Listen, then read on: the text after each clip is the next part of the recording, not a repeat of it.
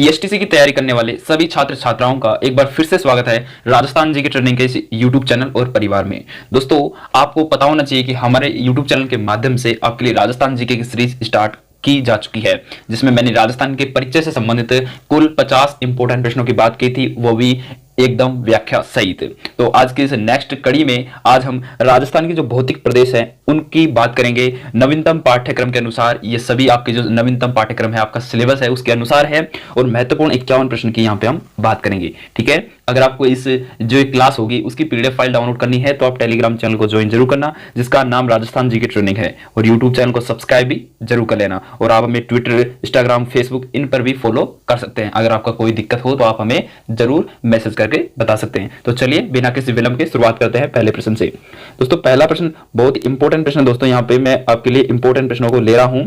Important प्रश्नों में पहला प्रश्न कह रहा है, पहला प्रश्न दोस्तों कि निम्नांकित चोटियों को ऊंचाई के आधार पर अवरोही क्रम में व्यवस्थित कीजिए। यानी कि अपन को ऊंचाई के आधार पर इन चोटियों को व्यवस्थित करना है। दोस्तों, भौतिक प्रदेशों में क्या होता है आपको पता होना चाहिए। जो राजस्थान के जो भौतिक प्रदेश है उनको मुख्यतः 4 भागों में बांटा गया है। ठीक है, कितने भागों में? राजस्थान के भौतिक प्रदेशों को मुख्यतः 4 भागों में बांटा गया है। जैसे जैसे प्रश्न आएंगे उसी तरह मैं आपको आगे बताता चलूंगा। ठीक है, चलिए बात करते हैं निम्नांकित चोटियों के बारे में। बात करें तो आपको पता होना चाहिए दोस्तों, अगर हम चोटियों की बात करें तो चोटियों की ऊंचाई के आधार पर, यानी कि सबसे ऊंची चोटी किसकी है, फिर सबसे कम चोटी किसकी है, उसके आधार पर हमें बताना है। तो दोस्तों, इस श्रृंखला की बात करें, यानी कि फर्स्ट प्रश्न की जो श्रृंखला है उसकी अगर हम बात करें तो सबसे ऊंची चोटी टोडगढ़ की है, फिर खो है, फिर नागपाड़, फिर बैराज। ठीक है, तो इसी प्रकार से अपनी ये चोटियां का जो आंसर है वो सही आ जाएगा। ऑप्शन सेकंड इसका राइट आंसर आ जाएगा। ठीक है, अगर आपसे पूछ ले कि इनकी लंबाई कितनी कितनी कितनी लंबाई है, तो जो टोडगढ़ है, टोडगढ़ की जो लंबाई है दोस्तों वो है 933 मीटर। कितनी है? 933 मीटर इसकी ऊंचाई है। और ये कहां पे है? ये अपने अजमेर में है। कहां पे है? ये अजमेर में है। ठीक है, खो की बात करें, खो की अगर हम बात करें दोस्तों तो ये इसकी जो लंबाई है वो है, ऊंचाई वो है 920 मीटर। कितनी है? 920 मीटर। और ये कहां पे है? ये अपने खो है अजमेर में। ठीक है, अगर हम नागपहाड़ की बात करें तो नागपहाड़ की जो ऊंचाई है दोस्तों वो है 795। कितनी है? 795 मीटर। और ये कहां पे है? ये अपने अजमेर में है। ठीक है, ये जो टोडगढ़ और नागपहाड़ है ये दोनों अजमेर में है। ठीक है, उसी प्रकार दोस्तों अगर हम बात करें किसकी, अगर हम बात करें इसकी बैराज की, तो बैराज की जो ऊंचाई है दोस्तों वो है 792 मीटर। कितनी है? 792 मीटर। तो सबसे छोटी चोटी इनमें से कौन सी रही? बैराज की, फिर नागपहाड़ की, फिर खो, फिर टोडगढ़। ठीक है, आशा करता हूं कि आपको बिल्कुल समझ में आया होगा। और जो बैराज है, ये बैराज चोटी है दोस्तों, ये अपने कहां पे? ये अपने अलवर में है। कहां पे है? अलवर में। ठीक है, चलिए अगला प्रश्न कह रहा है कि महान सीमा भ्रंश किस जिले से नहीं गुजरता। दोस्तों, महान सीमा भ्रंश क्या होता है?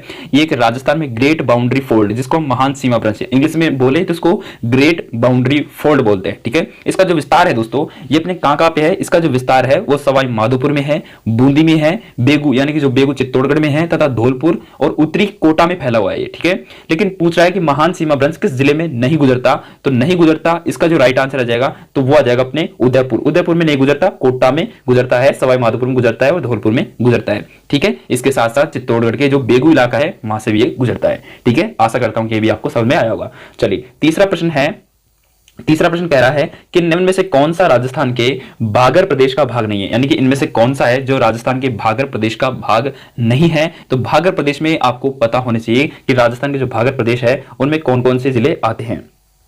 दोस्तों, जो अपने राजस्थान में जो भागर प्रदेश में है, तो भागर प्रदेश में यानी कि इनमें भाग कौन कौन सा नहीं है। तो भागर प्रदेश की अगर हम बात करें तो भागर प्रदेश में दोस्तों कौन कौन से भाग आते हैं? एक तो आता है घग्गर बेसिन, तो घग्गर बेसिन है इसमें। ठीक है, उसके बाद शेखावाटी बेसिन आता है, तो शेखावाटी बेसिन भी इसमें है। ठीक है, और इसके बाद गोडवाड़ बेसिन आता है, तो गोडवाड़ बेसिन भी है। ठीक है, उसके बाद नागौर उच्च भूमि आती है। ठीक है, नागौर उच्च भूमि आती है, बनास बेसिन इसमें नहीं आता। ठीक है, तो 4 भाग आते हैं इसमें भागर प्रदेश में। ठीक है, अगर आप जब भौतिक प्रदेशों को अगर आप डिटेल से पढ़ोगे, जब किसी एग्जाम की अच्छे से तैयारी करोगे तब आप पढ़ोगे, तब आपको पता चलेगा। ठीक है, बीएसटीसी में आप नॉर्मल पढ़ सकते हैं, जो आपने गाइड खरीद रखी है उससे पढ़ सकते हैं। तो मैं आपको एक गाइड भी बता देता हूं, आपको लक्ष्य की गाइड खरीदनी है दोस्तों, लक्ष्य की गाइड खरीदनी है 2023 वाली, बहुत ही शानदार गाइड है दोस्तों बीएसटीसी वालों के लिए। ठीक है, उसमें से आप इनको पढ़ना बहुत ही अच्छा लगेगा। ठीक है, और आपकी अच्छे से तैयारी भी कंप्लीट हो जाएगी और मैं आपको प्रश्न उत्तर तो यहां करवाई दूंगा।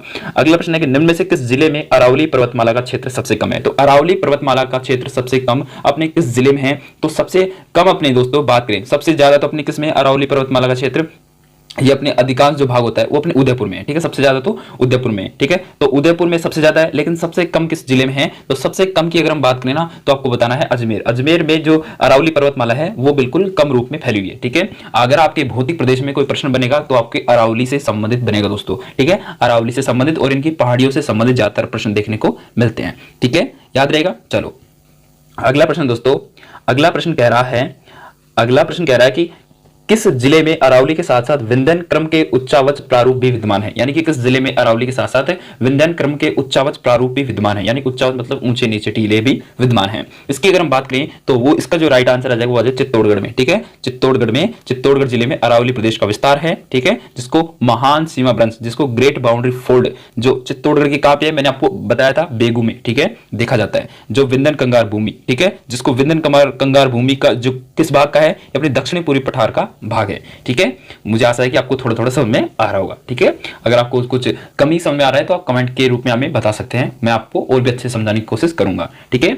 बात करें, अगला प्रश्न है कि कौन सा राजस्थान के अर्ध शुष्क मरुस्थलीय भौतिक प्रदेश में सम्मिलित नहीं है, यानी कि इनमें से कौन सा प्रदेश है जो अर्ध शुष्क मरुस्थलीय भौतिक प्रदेश में सम्मिलित नहीं है? तो अर्ध शुष्क मैदान बोल दीजिए या फिर मरुस्थलीय भौतिक प्रदेश बोल दीजिए, इसमें सम्मिलित कौन सा नहीं है? तो कौन सा सम्मिलित नहीं हो सकता दोस्तों? अर्ध शुष्क मरुस्थलीय भौतिक प्रदेश में गग्गर बेसिन आता है, ठीक है, गग्गर बेसिन आता है या गग्गर मैदान बोल दीजिए, ठीक है। शेखावाटी बेसिन आता है, ठीक है, शेखावाटी बेसिन आता है तो शेखावाटी भी अपने है, ठीक है। और नागौर उच्च भूमि आती है, ना कि जोधपुर उच्च भूमि है, तो यहाँ पे क्या आना चाहिए? नागौर आना चाहिए, और यही अपना राइट आंसर देखने को मिल जाएगा। इसके साथ साथ गोडवाड़ प्रदेश तो आता ही आता है, ठीक है। ये आते हैं अपने अर्धशुष्क मरुस्थलीय भौतिक प्रदेश में।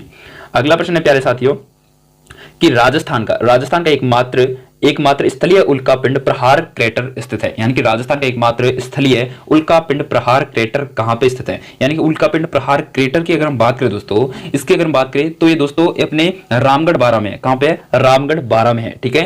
राजस्थान में एकमात्र उल्कापिंड प्रहार क्रेटर, जिसको दोस्तों MIC के नाम से जानते हैं। किसके नाम से? MIC। आपसे पूछ ले शॉर्टकट में कि राजस्थान का एकमात्र MIC कहां पे स्थित है, MIC केंद्र कहां पे स्थित है, तो आपको बताना है दोस्तों, क्या बताओगे? रामगढ़ बारा में, ठीक है। राजस्थान के जो 12 NGM है, यानी कि राष्ट्रीय भूवैज्ञानिक स्मारक स्थल में स्थित है, ठीक है। राजस्थान के राष्ट्रीय भूवैज्ञानिक स्मारक स्थल में स्थित है अपना ये, ठीक है। और ये कहां पे? रामगढ़ बारा में है। इसके साथ अगला प्रश्न है कि राजस्थान की पर्वत चोटियों को ऊंचाई के अनुसार अवरोही क्रम में व्यवस्थित कीजिए, यानी कि ऊंचाई के अनुसार अपन को इसके बारे में बताना है, यानी कि सबसे ज्यादा ऊंचाई किसकी है, फिर किसकी है, फिर किसकी है, ठीक है। लगातार इसके बारे में बताना है दोस्तों। मैं आपको बता दूं सबसे ऊंची चोटी इनमें अगर बात करें तो जरगा सबसे छोटी है, उसके बाद रघुनाथगढ़ है, फिर सज्जनगढ़ है, फिर लीलागढ़ है, ठीक है। इसके अगर हम ऊंचाई की अगर बात करें जरगा की दोस्तों ऊंचाई की अगर हम बात करें तो जरगा की ऊंचाई है लगभग 1431 मीटर। कितनी है? 1431 मीटर है। और ये किस जिले में है? तो उदयपुर और राजसमंद जिले में है, उदयपुर और राजसमंद जिले में है अपने जरगा। फिर आती है रघुनाथगढ़ की अगर हम ऊंचाई की बात करें, रघुनाथगढ़ की ऊंचाई की अगर हम बात करें प्यारे दोस्तों, जिसकी ऊंचाई है 1055 मीटर। कितनी है? 1055 मीटर, और ये अपने सीकर में है। और बात करें सज्जनगढ़ की, तो सज्जनगढ़ दोस्तों बात करें सज्जनगढ़ की ऊंचाई है 938 मीटर। कितनी है? 938 मीटर, और ये कहां पे है? ये अपने उदयपुर जिले में है। कहां पे? उदयपुर जिले में स्थित है ये चोटी। बात करें लीलागढ़ लास्ट, तो लीलागढ़ की जो ऊंचाई है दोस्तों, लीलागढ़ की जो ऊंचाई है ये है अपने 874 मीटर। कितनी है? 874 मीटर। और लीलागढ़ कहां पे? लीलागढ़ भी उदयपुर में। ये सज्जनगढ़ और लीलागढ़ दोनों उदयपुर में है, ठीक है। और रघुनाथगढ़ सीकर में है, और जरगा उदयपुर राजसमंद दोनों की पहाड़ी है, यानी दोनों की चोटी है। आशा करता हूं समझ में आया होगा। चलिए अगला प्रश्न है कि हाथीगुड़ा की नाल दर्रा किसको जोड़ता है? तो हाथीगुड़ा की जो नाल दर्रा है दोस्तों वो अपने किसको जोड़ता है? ये अपने जोड़ता है सिरोही और उदयपुर को, ठीक है, सिरोही और उदयपुर को। दोस्तों दर्रा क्या होता है? जैसे एक पहाड़ी ये है और एक पहाड़ी ये है, इनके बीच में से जो रास्ता जाता है उसको ही हम दर्रे के नाम से जानते हैं, ठीक है। जो हाथीगुड़ा जो नाल दर्रा है ये अपने उदयपुर को सिरोही से जोड़ता है, ठीक है, या सिरोही को उदयपुर से जोड़ता है, याद रहेगा। चलिए अगले प्रश्न बात करें, निम्न में से किस जिले का क्षेत्र भूमट कहलाता है? तो किस जिले का क्षेत्र भूमट कहलाता है? तो अपने जो डूंगरपुर, उदयपुर और सिरोही, इन जिलों का जो क्षेत्र है वो भूमट के नाम से जाना जाता है, ठीक है। पहाड़ी जंगली क्षेत्र होने के कारण इसको भूमट कहा जाता है, ठीक है, याद रहेगा। इस भील बाहुल्य क्षेत्र का विस्तार उदयपुर, सिरोही, डूंगरपुर, यानी कि इसको हम भील बाहुल्य क्षेत्र भी कह सकते हैं, यानी कि इसमें भीलों की जनसंख्या ज्यादातर पाई जाती है, इसलिए इसको भील बाहुल्य क्षेत्र भी कह सकते हैं। इसके साथ चलिए अगले प्रश्नों की हम बात कर लेते हैं। अगला प्रश्न भी इंपॉर्टेंट प्रश्न दोस्तों, और इंपॉर्टेंट प्रश्न होने के साथ साथ कई बार एग्जाम में पूछा जा चुका है दोस्तों। मैं आपको बताना चाहूंगा कि सभी के सभी प्रश्न बिल्कुल मेरे द्वारा छाटे गए हैं, और ये सभी के सभी प्रश्न राजस्थान के जितनी भी एग्जाम हुई है उनमें पूछे जा चुके प्रश्न है। ठीक है, चलिए बात करते हैं अरावली किस प्लेट से अलग हुई है। दोस्तों अरावली जो अपनी अरावली पर्वतमाला है, राजस्थान में एकमात्र पर्वतमाला है, उसका नाम है अरावली।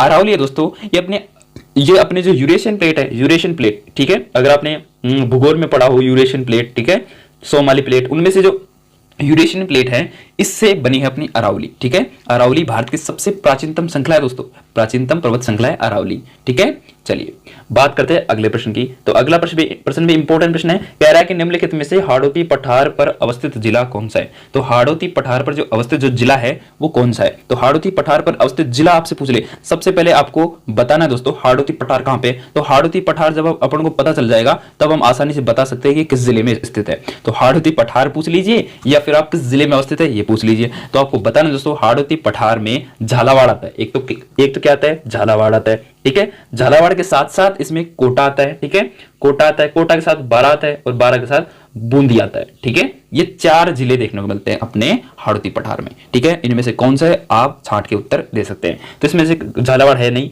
ठीक है, बारां नहीं, बूंदी भी नहीं है, तो क्या है, कोटा है। तो कोटा इसका राइट आंसर देखने को मिल जाएगा। समझ में आई बात। ठीक है, आपसे कोई सा पूछ ले तो 4 बातें आपको यहां से पता होनी चाहिए कि हाड़ौती पठार अपने झालावाड़, कोटा, बारां, बूंदी में स्थित है। ठीक है, अगर कोई सा भी ऑप्शन दे दे तो आपको टिक कर देना है।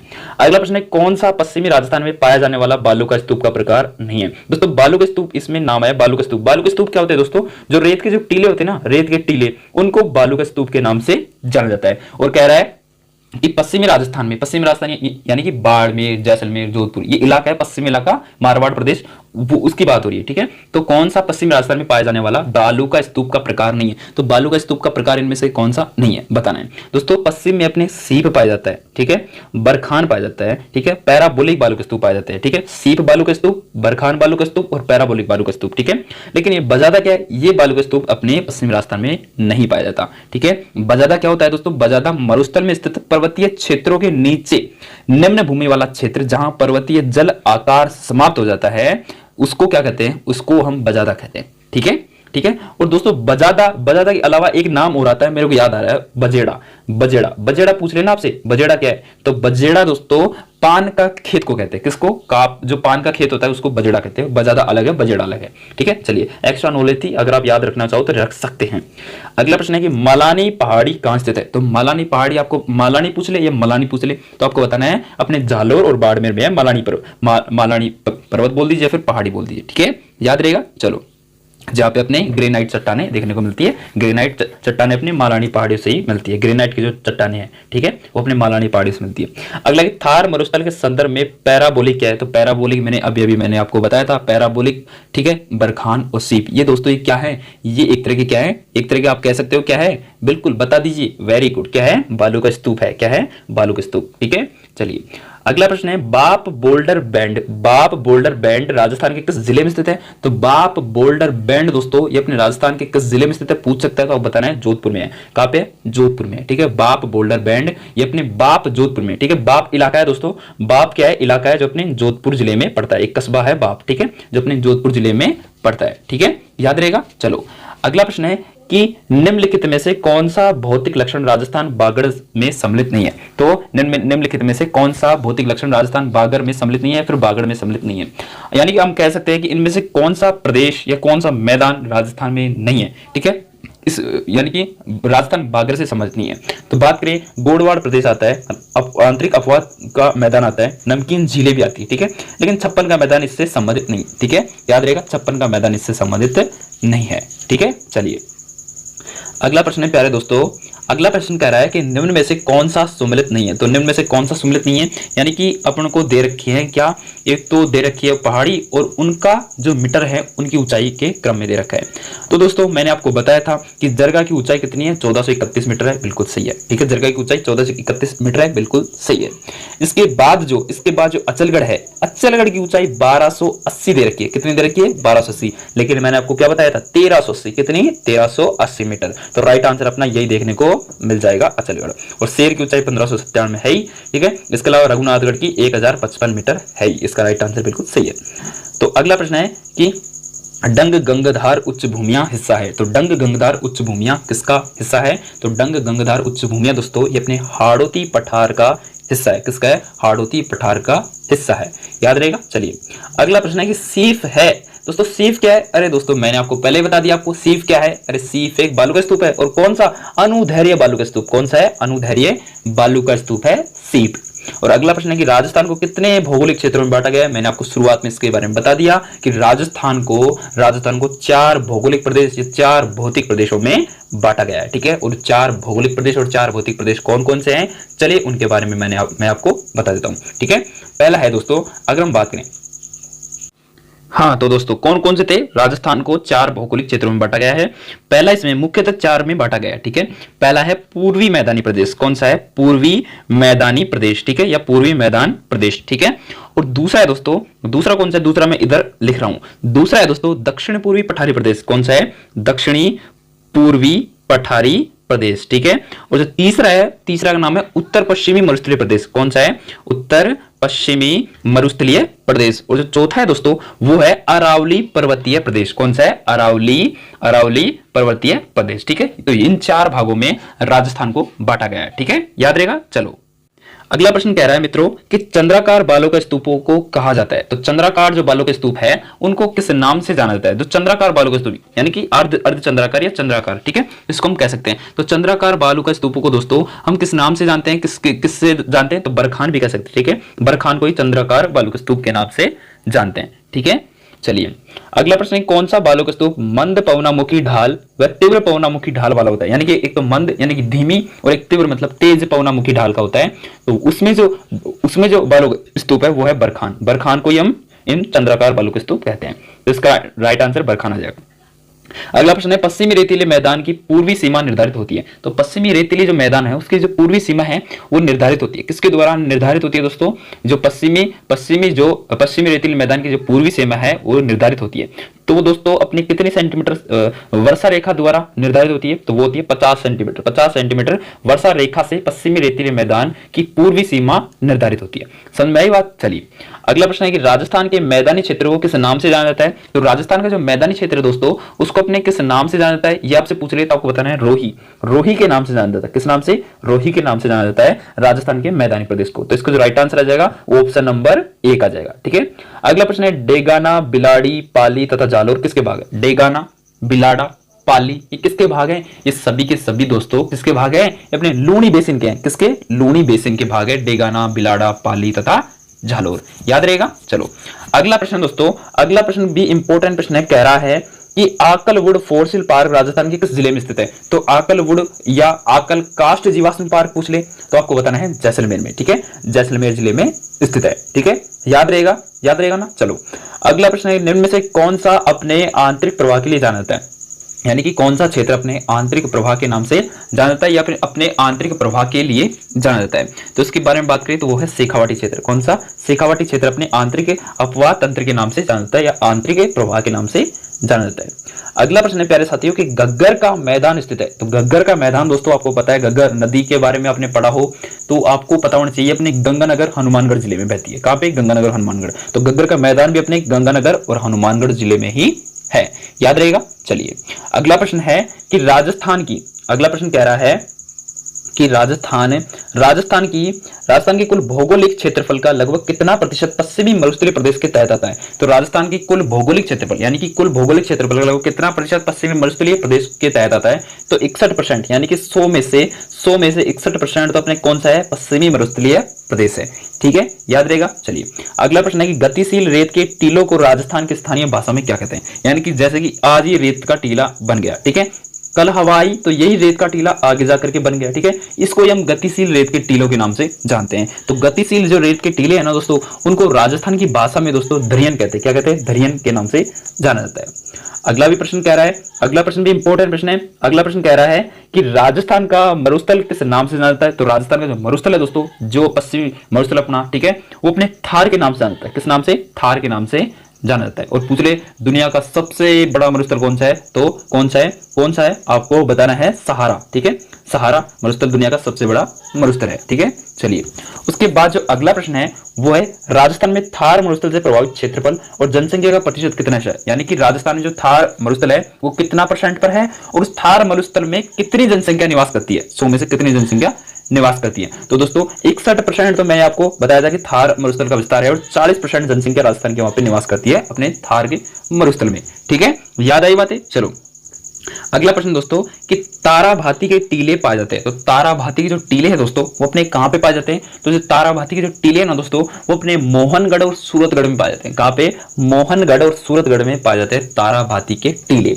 याद आई बात है। देखिए जो ताराभाती के टीले कह दीजिए या फिर तारा बालू का स्तूप कह सकते हैं। ठीक है, इनको क्या कहते हैं कि वे बालू के स्तूप जो तारे के समान दिखाई देते हैं, यानी कि छोटे तारे के समान दिखाई देते हैं, उनको तारा बालू के स्तूप के नाम से जाना जाता है। ठीक है, चलो अगले प्रश्न की बात करते हैं। ठीक है, कि जुरासिक काल की चट्टानें राजस्थान के किस जिले में पाई जाती है? तो जुरासिक काल की जो चट्टानें दोस्तों वो अपने जैसलमेर और बाड़मेर जिले में पाई जाती है, जुरासिक काल की जो चट्टानें हैं। ठीक है, अगला प्रश्न दोस्तों कि राजस्थान के कितने जिलों में मरु जिला बोला जाता है? यानी कि राजस्थान के कितने जिलों को मरु जिला बोला जाता है? यानी कि राजस्थान के कितने जिले हैं जिनमें मरुस्थलीकरण है, यानी कि मरुस्थल है? तो वो अपने 12 जिलों में, राजस्थान के 12 जिलों के अंदर अपने क्या फैला हुआ है? मरुस्थल फैला हुआ। और 12 जिले कौन कौन से हैं? देखिए पश्चिम के जो सारे जिले हैं उनमें मरुस्थल फैला हुआ। पश्चिम के कौन कौन जिले हैं? जैसलमेर, बाड़मेर, जोधपुर, बीकानेर, गंगानगर, हनुमानगढ़, नागौर, जालोर, चूरू, सीकर, झुंझुनू और पाली। पाली का कौन सा भाग? पश्चिम भाग। ठीक है, याद रहेगा। चलो अगला प्रश्न कह रहा है कि प्याला झीलें राजस्थान के किस भौगोलिक अंचल में मिलती है? दोस्तों ये प्याला झीलें है ना, प्याला झीलें क्या होती है? जो एक बार बारिश आई, जैसे ये झील है, ठीक है, एक बार बारिश आई तो ये भर गई, ठीक है, बारिश खत्म हुई और खत्म हो गई, इसको ही हम प्याला झीलों के नाम से जानते हैं। और प्याला झीलें अपने थार के मरुस्थल में ज्यादातर देखने को मिलती है और ज्यादातर अपने पश्चिमी राजस्थान के अपने जैसलमेर और बाड़मेर जिलों में देखने को मिलती है। अगला प्रश्न भी इसी प्रकार का इंपॉर्टेंट प्रश्न है कि वैज्ञानिकों को किस जिले में 4.7 करोड़ वर्ष पुराने जीवाश्म का हाल ही में पता चला है? यानी कि वैज्ञानिकों को 4.7 करोड़ वर्ष पुराने जीवाश्म का हाल ही में पता चला है और वो जीवाश्म अपने किस जिले में है? जैसलमेर जिले में है। कहां पे है? जैसलमेर जिले में है। और वो जीवाश्म कौन कौन से हैं उसके बारे में सुन लीजिए। जैसलमेर जिले के बांदा गांव, कौन सा गांव दोस्तों? बांदा गांव। ठीक है, बांदा गांव में आदिकालीन व्हेल के जीवाश्म, जो व्हेल मछली होती है ना उसके जीवाश्म, शार्क के दांत, मगरमच्छ के दांत, कछुए की हड्डियों के जीवाश्म प्राप्त हुए हैं। ठीक है, और ये काल कौन सा है? 4.7 करोड़ वर्ष पुराना काल है। ठीक है, जिसको जो काल है ना उससे प्राप्त हुए हैं। ठीक है, जिसको हम जुरासिक काल भी बोल सकते हैं आसानी से। ठीक है, चलिए अगला प्रश्न कह रहा है दोस्तों, अगला इंपॉर्टेंट प्रश्न है। और अगला इंपॉर्टेंट प्रश्न क्या कह रहा है, एक बार ध्यान से सुनिए कि भूजल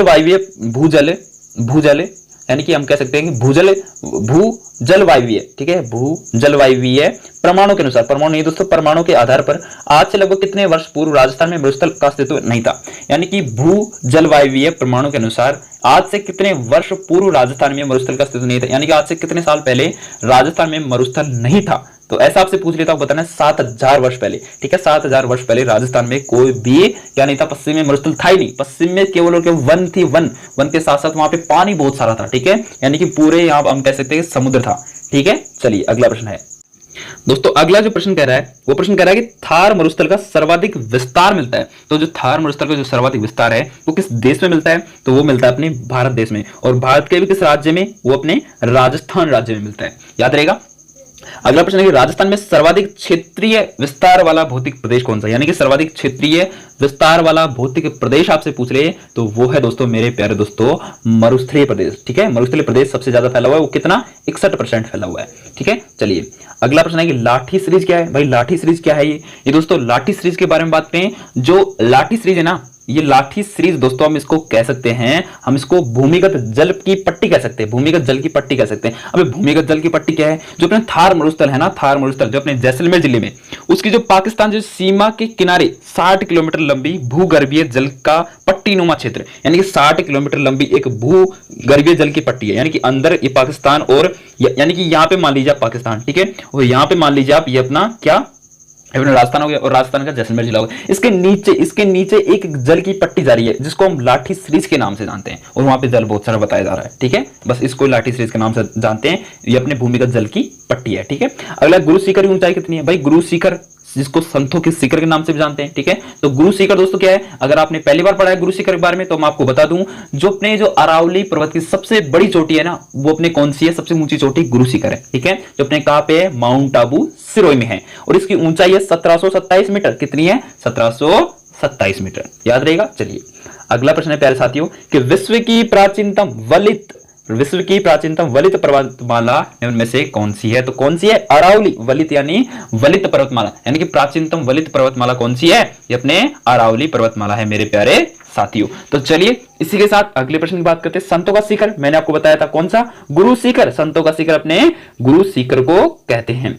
अगला प्रश्न है कि कौन सा पर्वत राजस्थान को दो भागों में विभाजित करता है? तो ऐसा कौन सा पर्वत है जो अपने राजस्थान को दो भागों में विभाजित करता है? और ऐसा पर्वत का नाम एक ही है, अरावली पर्वत। अरावली अपने राजस्थान को दो भागों में विभाजित करता है। दोस्तों मैं आपको बता दूं, आपको आश्चर्य होगा जान करके कि अगर यहाँ पे क्या है, यहाँ पे मरुस्थल है और यहाँ पे हरियाली है। अगर ये अरावली पर्वतमाला ना होती तो मरुस्थल आगे बढ़ता कि नहीं बढ़ता? बिल्कुल बढ़ता सर, बिल्कुल बढ़ता। तो मरुस्थल के जो रोकने का कारण है वो क्या है? अरावली पर्वतमाला है। ठीक है, अगर राजस्थान में अरावली पर्वतमाला ना होती तो पूरा राजस्थान थार के मरुस्थल में होता। ठीक है, चलिए अगला प्रश्न है कि कौन सा भौतिक प्रदेश राजस्थान की जीवन रेखा कहा जाता है? तो जीवन रेखा, राजस्थान का जो जीवन रेखा है वो कौन सा भौतिक प्रदेश कहलाता है? बिल्कुल इंपॉर्टेंट प्रश्न है और कई बार एग्जाम में पूछा जा चुका है। चलिए बता दीजिए, फटाफट से आप बता सकते हैं कि कौन सा भौतिक प्रदेश राजस्थान की जीवन रेखा के नाम से जाना जाता है? और वो है अरावली पर्वतीय प्रदेश। ठीक है, अरावली पर्वतीय प्रदेश, हार्ड नहीं। ठीक है, अरावली प्रदेश। ठीक है, ये अपने राजस्थान के भौतिक प्रदेश जो राजस्थान का भौतिक प्रदेश है उसको जीवन रेखा के नाम से जानते हैं। ठीक है, क्यों? क्योंकि दोस्तों अपने अरावली से संबंधित अपने खनिज भी निकलते हैं। ठीक है, सारी चीजें, बारिश होती है राजस्थान में अरावली के कारण ही होती है। अगला प्रश्न है कि राजस्थान में अरावली पर्वतमाला की लंबाई पूछे। भाई राजस्थान में पूछ लेना। देखिए जो अरावली पर्वतमाला की चलिए मैं आपको अरावली के बारे में डिटेल से ही बता देता हूं। अरावली की बात करें दोस्तों, अरावली पर्वतमाला की, अगर हम अरावली पर्वतमाला की बात करें, ठीक है, तो दोस्तों अरावली क्या है? अरावली अपने राजस्थान में राजस्थान की पर्वतमाला है। ठीक है, ठीक है, एकमात्र राजस्थान की पर्वतमाला है। ठीक है, ये दोस्तों इसका जो शुरुआत है ना, ये गुजरात के पालनपुर से होता है। कहां से? गुजरात के पालनपुर से ये इसकी अरावली पर्वतमाला की शुरुआत होती है और कहां तक जाती है? दिल्ली तक जाती है। कहां पे? दिल्ली तक जाती है। कहां पर? दिल्ली तक ये जाती है। ठीक है, गुजरात के पालनपुर से होती हुई दिल्ली तक जाती है और सबसे ज्यादा कहां पे है? राजस्थान में। सबसे ज्यादा कहां पे? राजस्थान में है। और इसकी जो कुल लंबाई है ना, कुल लंबाई की अगर हम बात करें, इसकी जो अरावली पर्वतमाला की जो कुल लंबाई है उसकी अगर हम बात करें ना, वो है 692 किलोमीटर। कितनी है? 692। कहीं कहीं आपको 700 किलोमीटर भी देखने को मिल जाएगी। ठीक है, 692 या फिर 700 किलोमीटर, दोनों ऑप्शन में हो तो आपको कितनी करनी है? 692 करनी है। ठीक है, अगर एक ऑप्शन में 700 हो तो एक ऑप्शन में 692 हो तो आपको 692 करनी है। ठीक है, अगर एक ऑप्शन में 700 हो और 692 ना हो तो आपको 700 करनी है। ठीक है, तो राजस्थान के संदर्भ में बात करें कि राजस्थान में कितने किलोमीटर की है सर? तो राजस्थान में अपने पूछ ले कितने किलोमीटर की है, तो वो है 550। कितनी है? 550 किलोमीटर की है राजस्थान में। याद रहेगा। चलिए अगले प्रश्नों की हम बात कर लेते हैं। तो अगले 2-3 इंपॉर्टेंट प्रश्न बच्चे हैं कि राजस्थान के किस जिले में उड़िया का पठार स्थित है? भाई राजस्थान की कौन सा जिला है जिसमें उड़िया का पठार है? दोस्तों उड़िया का पठार तो आपको पता होना चाहिए। उड़िया का पठार अपने कहां पे? तो उड़िया का पठार दोस्तों आपने कहां पे जिले में है? किस जिले में है? सिरोही में है दोस्तों। कहां पे है? सिरोही जिले में। ठीक है, चलिए अगला जो प्रश्न है वो कौन सा है? चलिए अगला प्रश्न है बूंदी जिले की पहाड़ियों को क्या कहते हैं? तो बूंदी जिले की जो पहाड़ी है दोस्तों उसको हम आड़ावाला पर्वत या आड़ावल पर्वत के नाम से जानते हैं। और अगला इंपॉर्टेंट प्रश्न है और लास्ट प्रश्न है, कह रहा है कि 56 की पहाड़ी राजस्थान के कौन से भाग में स्थित है? तो जो 56 की पहाड़ी है मेरे साथियों वो अपने राजस्थान के किस भाग में स्थित है? वो दोस्तों 56 की पहाड़ी अपने किस भाग में? चलिए बता दीजिए, फटाफट से बता दीजिए कि जो 56 की पहाड़ी है वो राजस्थान के किस भाग में स्थित है? ये इंपॉर्टेंट प्रश्न बन जाता है आपके लिए। तो बताइए दोस्तों, फटाफट से बताइए। दोस्तों 56 की पहाड़ी एक तो, और एक तो 56 का मैदान है। 56 का मैदान आपसे पूछ ले तो आपको बताना है प्रतापगढ़ और बांसवाड़ा। ठीक है, प्रतापगढ़ और बांसवाड़ा में स्थित है 56 का मैदान। और 56 की पहाड़ी पूछ ले तो आपको बताना है, क्या बताओगे? बाड़मेर। क्या पे है? बाड़मेर में 56 की पहाड़ी है। ठीक है, तो ये हो गए आपके 51 इंपॉर्टेंट प्रश्न भौतिक प्रदेशों से संबंधित, राजस्थान के भौतिक प्रदेशों से संबंधित। अगर आपके यहां से एक भी प्रश्न गलत हो जाए तो मेरी यहां से गारंटी है दोस्तों। ठीक है, वीडियो देखने के लिए आपका बहुत बहुत धन्यवाद। ठीक है, चैनल को सब्सक्राइब करके जरूर जाना। ठीक है, मैं आपका साथ अंत तक निभाने की कोशिश करूंगा। ठीक है, लगातार हम इसी चैनल से जुड़े रहिएगा ताकि आपको नया ज्ञान लगातार रूप से प्राप्त होता रहे। आपका